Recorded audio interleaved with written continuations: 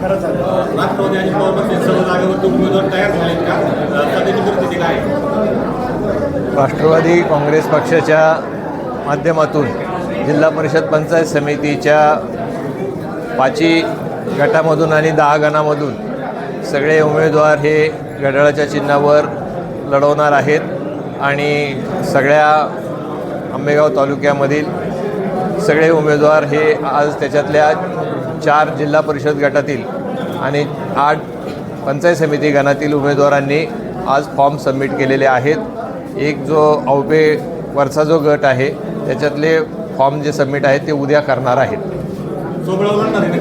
हो, सगळी राष्ट्रवादी काँग्रेस पक्ष स्वबळावर संपूर्ण निवडणूक लढवणार आहे. महायुतीमध्ये भाजप पक्ष सोबत या तालुक्यामध्ये भाजप पक्ष सोबत राहील का तुमच्या?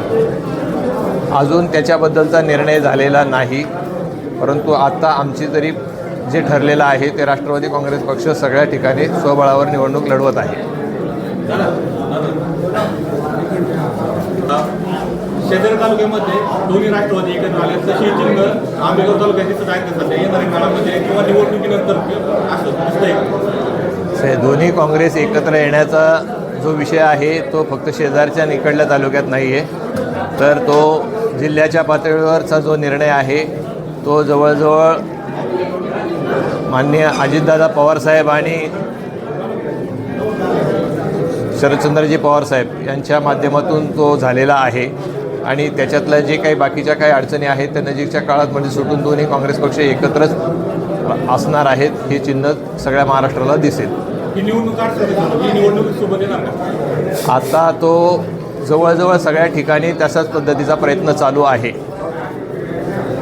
भारतीय जनता पार्टी सोबत नक्की होईल का तुमचं महायुतीमधला पक्ष? आज आंबेगाव तालुक्यामध्ये अजून त्याबाबतचा निर्णय फायनल झालेला नाही, परंतु राष्ट्रवादी काँग्रेस पक्ष हा आजच्या मितीला सगळ्या जागा स्वबळावर लढवत आहे. स्वबळावर लढायचं नक्की आहे. जवळ संघटना पक्ष आपल्याबरोबर आहेत का? आपल्या संपर्कात किंवा आपल्याबरोबर संघटना पक्ष आहेत का? नाही, आता त्याबाबतचा जो निर्णय आहे ते माननीय नामदार दिलीपराव वळसे पाटील साहेब शेवटच्या क्षणी घेतील, परंतु आज आम्हाला जे माहिती आहे त्या पद्धतीने आम्ही सगळे फॉर्म जे आहेत ते राष्ट्रवादी काँग्रेस पक्षाचे आज जे भरलेले आहेत ते 4ही गटामधले आणि 8 पंचायत समिती गणातले भरलेले आहेत. एक मी सांगितल्याप्रमाणे जो वरचा पंचायत जिल्हा परिषदचा गट आहे आणि जे 2 पंचायत समिती गणातले फॉर्म आहेत ते उद्या भरले जातील. आंबेगाव तालुक्यामध्ये सर्व पक्ष आता एकत्र आलेले एक मोठी ताकद राष्ट्रवादी गडाच्या विरुद्ध उभी राहिलेली आव्हान वाटतं का तुम्हाला?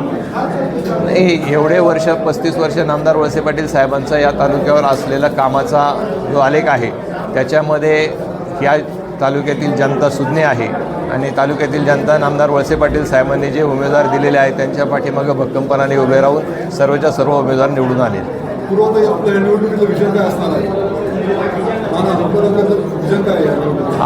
तुम्हाला सगळ्यांना माहिती आहे, आपल्याला प्रत्येक निवडणुकीचं विजन एकच असतं आणि ते विकासाचं विजन असतं. आपण ज्या सगळ्या निवडणुकीला आत्तापर्यंत सामोरं गेलेलो आहे हे विकासाचा अजेंडा घेऊनच गेलेलो आहे आणि आंबेगाव तालुक्यात गेल्या 35 वर्षामध्ये जो आहे नामदार वळसे पाटील साहेबांच्या माध्यमातून विकासाची गंगा अहोरात्र चालू राहिलेली आहे आणि तीच पुढच्या क्षणात पण चालू राहील. आपल्या पक्षात शिवाजीराव आढळराव पाटील अजून त्यांच्या कार्यकर्त्याला कोणतंही सांगितलं नाही काय काम करा किंवा ते जर कुठेतरी आज्ञाधार दिसतात का त्याच्याबद्दल काय सांगा? असं काय नाही, सगळे कार्यकर्ते बरोबर आहेत. शिवाजीराव आढळराव सुद्धा राष्ट्रवादी काँग्रेसमध्ये आहेत. अजून कुठे दिसत नाही प्रचारामध्ये? नाही, ते सगळे आहेत. प्रचाराला सुरुवातच झाली नाही. आता काय साहेब दादा असतील किंवा साहेब असतील काय फॉर्म भरायला येत नाहीत. आम्ही सगळे कार्यकर्तेच येतो. ज्यावेळेस प्रचाराच्या सभा होतील त्यावेळेस येतील. आढळराव पाटील सोबत आहेत ना.